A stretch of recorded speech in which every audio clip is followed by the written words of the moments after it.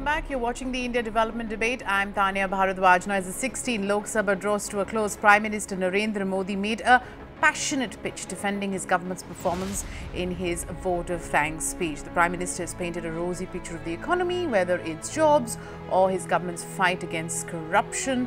The opposition, of course, will beg to differ, urging the electorate to compare his 55-month tenure with 55 years of Congress.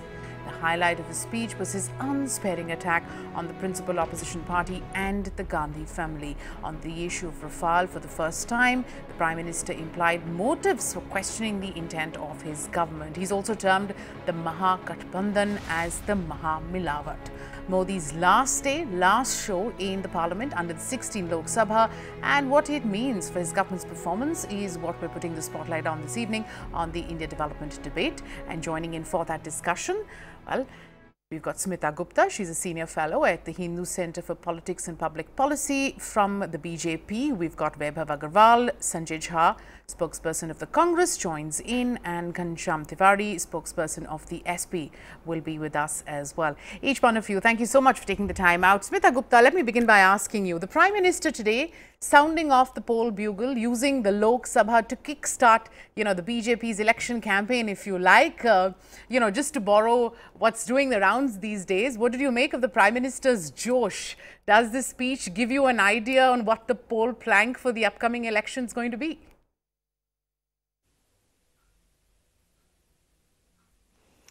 Absolutely. I think clearly the Prime Minister and his party is going to focus on the issue of corruption and on the fact that the BJP can promise a stable government as opposed to the opposition, which, as you pointed out just now, is he used the word Mahamilawat, meaning adulterated, and of course. He did, of the opposition parties, he did not mention any except the Congress party.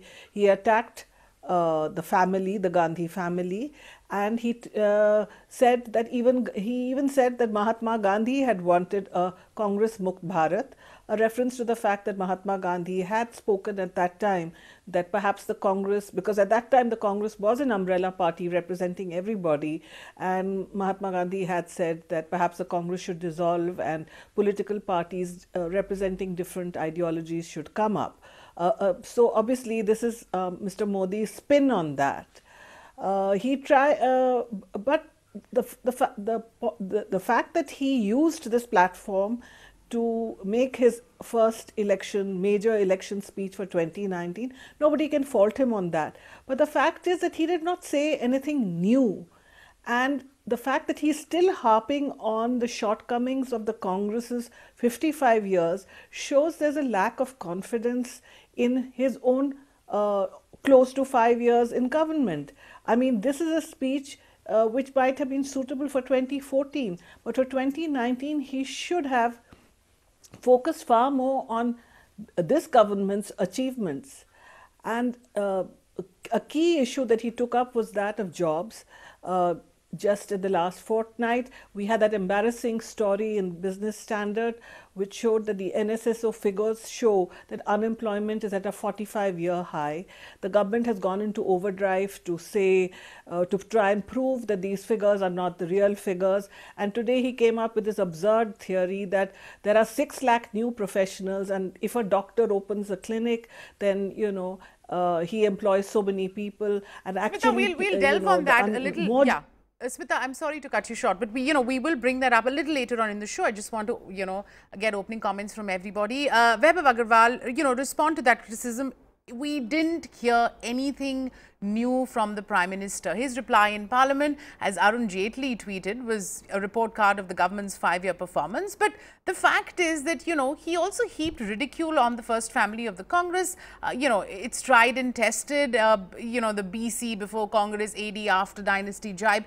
These vitriolic personal attacks, does the BJP believe they're going to cut ice with the voters? I mean, the Prime Minister, sort of gone on, and it seems like they're only giving diminishing returns. Tanya, good evening to the panel and to you. Now, in my opening comments, I would be quick to say that at BJP, we've taken an oath to serve the people. At BJP, we are not poll pundits that we can actually presume and assume and speculate as to what's going to cut ice with the people and not. But it is our dharma, our political dharma, by oath, by people, by citizenship as well, to make people aware of our thoughts, and they should be able to dwell on it. For the first time in the independent India's history, the only reason is that we've been talking about the schemes of the government, we've been bringing in forth the data, we've been asking about the success of the government schemes, is because people are aware of it. All these years, it's not that the schemes were not there. They were there. But the schemes that were there within all these years in the erstwhile governments were clearly for their own benefit, were clearly never able to communicate to the people of the country largely. The people of the country largely never even benefited from them. And that's why we are seeing so many scams coming up. There is a Narega scam, there is that gas scam, there is that scam, there is that scam.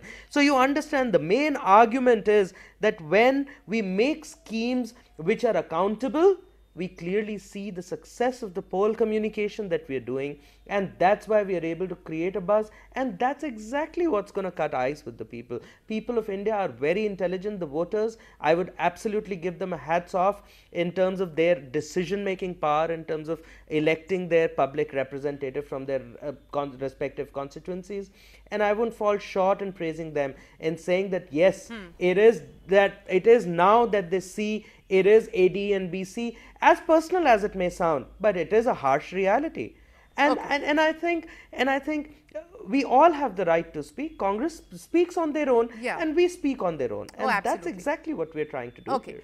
Sanjay Jha, let me come to you then. You know, to the Congress's Chaukidar Chor hai charge, the Prime Minister today says, Ulta Chor Chaukidar ko dante. And then he went on to detail the scams under the UPA, whether it's the 2G or the Commonwealth. The question remains, do you really have substantial proof on the Prime Minister's involvement in Rafale or awarding the offset contract, as you are claiming to Anil Ambani?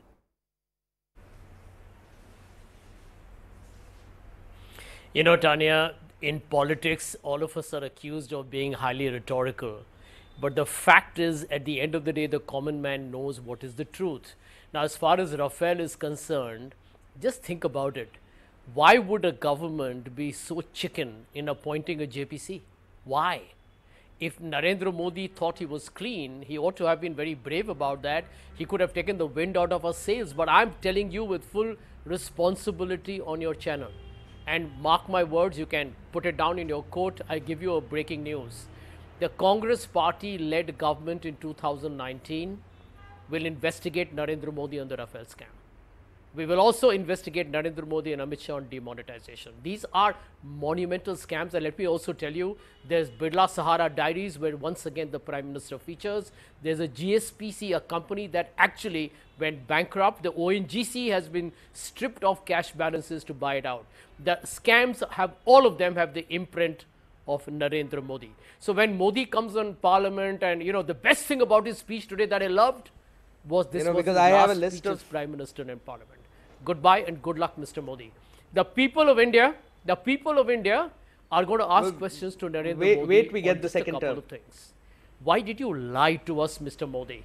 Why did you lie to us, Mr. Robert Modi? Vadra getting investigated? Why did you tell the youth, I will give you 2 crore jobs? Do you have anything to say on that? Why did you tell the farmers that I will give you an MSP at cost of production over 50%? Why did you lie to the people of India?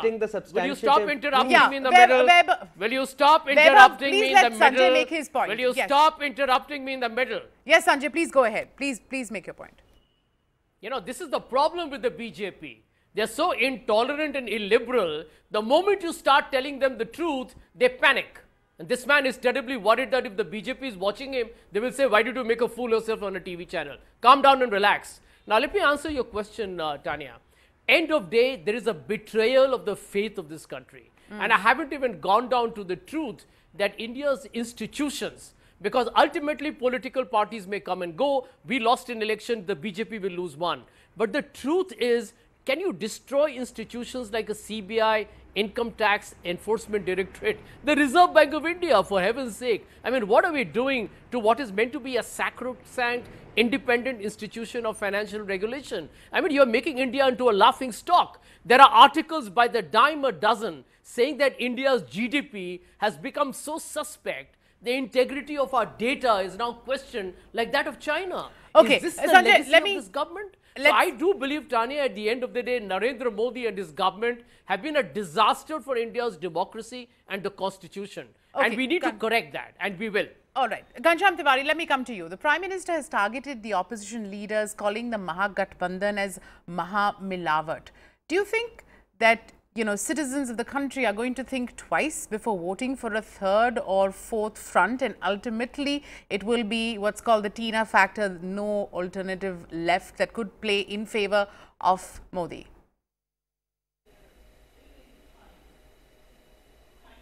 Well, I think for his supporters, the Prime Minister made a good speech. And as a result, his supporters went overboard on all the social media platforms to support that speech, saying BC, AD for, say, Congress Party. But reality is the Tina factor, if it lives anywhere, it lives in Bharatiya Janata Party. For them, it is AM and PM. Aage Modi, Piche Modi. As if BJP did not exist prior to Mr. Modi becoming Prime Minister. And should he lose in 2019, which is now very, very obvious, to me at least, that he's going to lose. So should he lose in 2019, BJP will shut its shop and will cease to be a political party, because India will run. India will have a new government. India will have a Prime Minister who believes that there is a jobs crisis. Prime Minister starts giving elaborate data on how many two-wheelers, three-wheelers, four-wheelers were purchased and how each of the two-wheelers, three-wheelers, four-wheelers have created job. Either somebody has misled the Prime Minister about the job crisis that faces the nation, or the Prime Minister is by his choice misleading the country about not knowing about the job crisis. Just today outside Parliament there was a job rally where people were protesting. So as far as Milawat is concerned, there's a Milawat in his vision and his reality check with respect to India. As far as opposition is concerned, opposition is very clear. Our agenda is about day-to-day needs of the people.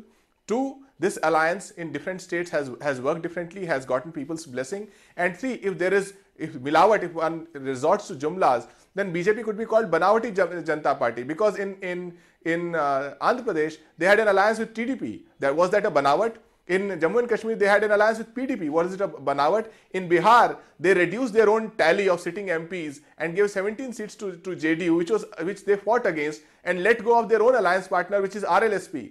So Bharatiya Janata Party is using these jumlas because the Prime Minister likes it. But I don't think the Prime Minister is talking beyond his supporters. To his supporters, he makes a great speech. To the common man, his speech does not matter. Okay. Smita, let me ask you, just going back to what he said about the Mahagathbandhan and calling it Milawat, is the Prime Minister somewhere also closing the door on future partners, alliances that he might just need 4 months from now?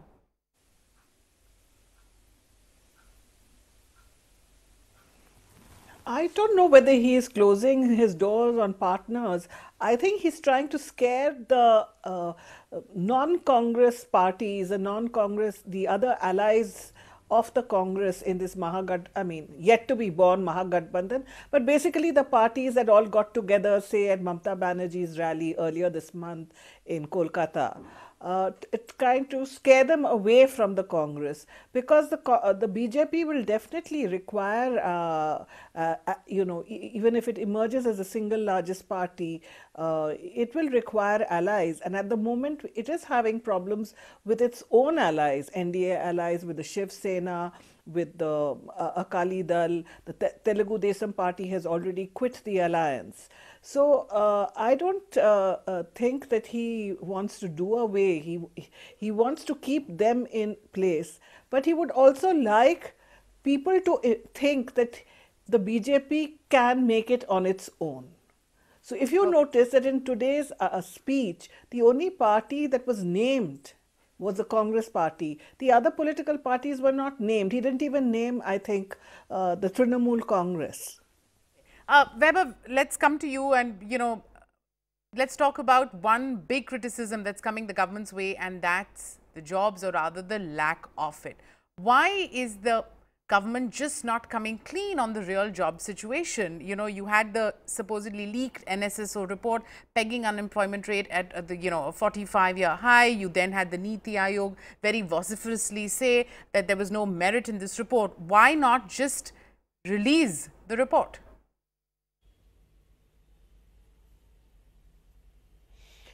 You know, first of all, I'd come to that. There's a little technical about it, and since the Prime Minister has already cleared the air on it, I won't stop short on speaking on it. But I'd definitely say something that Chanakya also said, and he laid down the foundation, and most of the youth and most of the people have read it, and even read it in excerpts. Then when 3 are against 1 on the panel, you have to understand 1 may just be right. So, for the sake of optics, and this gets translated back into the parliament against everyone, against Modi, Rahul Gandhi just from the stage called the Prime Minister of India a darpok. Rahul Gandhi should be ashamed of himself of disrespecting the Prime Minister from a global stage. You know, let this be an expose for Congress clearly, and that's why they're scared, and that's why they're ranting. When in the parliament Rahul Gandhi was asked to submit substantiative proof that he was claiming that he has for Rafale, he clearly said, no, I don't want to submit the proof that I have to the parliament. Arey Baba, I can tell you that someone is a murderer. Just because I'm saying someone is a murderer doesn't make him a murderer. You have to understand that. So the rhetoric is absolutely what Sanjay ji said. We all in India, in politics, we love singing the rhetoric. Nobody wants to see the development debate that we want to have, and we want to have. We are the ones who are inviting everyone to have a development debate with us. Everyone wants to be regressive. So my 2 points on jobs to you, Tanya. First, in 2014 or 2012, the unemployment rate was X. In 2018, the unemployment rate is Y. With an increasing population, a decreasing unemployment rate, and I don't think Sanjay Jha would have a comment on it, but an increasing population and a declining unemployment rate clearly talks of the economics of the matter that we are talking about. And the public is very intelligent about it. Let's not consider them that they are stupids. Let's not consider them that they are fools. And of course, the Prime Minister clearly made a standing statement which deserves an ovation, where it says, 1 minute, I'm finishing, where it says, if there are X number of vehicles that are coming on road, if there are X number of trucks that are coming on road, if there are X number of bicycles coming on road, each sector, but if each sector is seeing the number of growth, and I don't know, Ghanshyam Tiwari himself opened a company where he employs more than 50 people. I just don't understand what is he talking about jobs not being there. He did not have a company before 2014. Okay, you understand? Right. And plus the really last point, 4.25 crore mudra loans being dispatched, even if we employed 2 people each. Vaibhav, I'm sorry, I'm going to have to cut you off. Sanjay Jha, respond to that. The Prime Minister today has said very clearly there's no logic to this joblessness claims that your party is making. He says, he's gone on the record that in the last 4 years for the NDA rule, some 6.35 lakh new professionals have come up.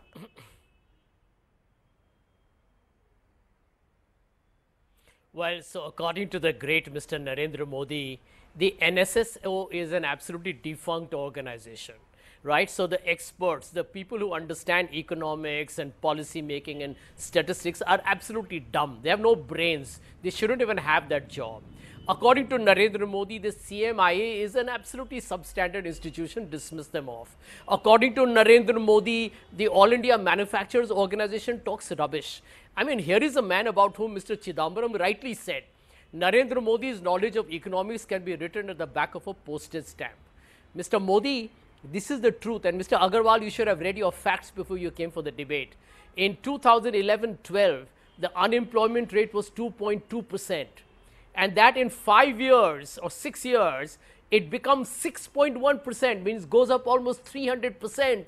Tells you what a disaster you have been for the youth of India and how you have let the urban middle class down because there are no jobs. Number 2, and I want to point this out, Tanya, the CMIE has gone on record to mention with data, and by the way, their sample survey even looks at the informal economy, and they have mentioned 11 million people lost jobs. So this is not a jobless growth under Modi, it is a job loss growth under Modi. So people have actually are doing nothing.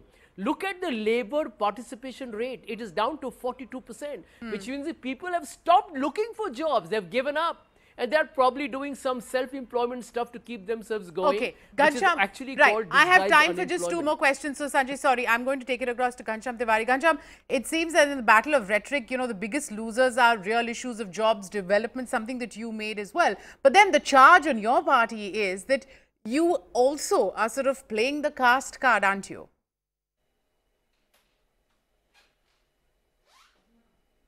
No, we are not. So I think every election is about redefining your politics and reaching out to more set of constituents. Even in our laws, we maintained that our campaign was Kaam Bolta Hai. Even today, our campaign is going to be about day-to-day issues of people. And day-to-day issues of people are jobs, whether the Prime Minister realizes it or not, are the farm crisis, that he does not realize that giving a paltry sum of 500 rupees to a farmer family is nothing.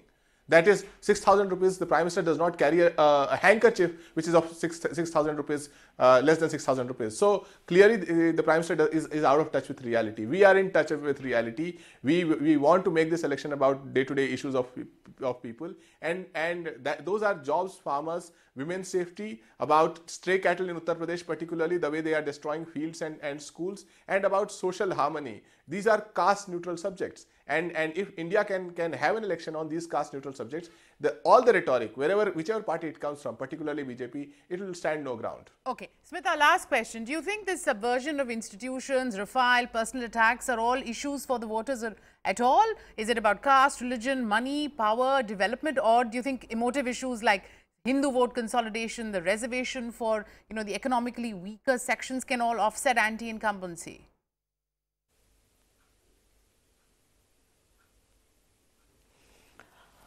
It's hard to say right now, but clearly for the BJP, the communal issue using religion will be a major factor. They will also use Narendra Modi. Today, Mr. Narendra Modi actually said that he equated himself with a nation. He said in hating Modi, the opposition has begun to hate the nation. So they are going to play, I mean, Modi as this strong leader as opposed to, you know, nobody knows who is the leader of the opposition. They will use religion. And I think, but the jobs thing will work because, I mean, there is a new, I mean, you're talking about the youth of the country. The fact is, you can fudge the figures, but people who don't have jobs know that they don't have jobs. And as was pointed out by the previous speaker, after demonetization, whatever the government may say, the fact is that people in the unorganized sector, as many as close to 11 million, lost jobs there. So I think the job factor to,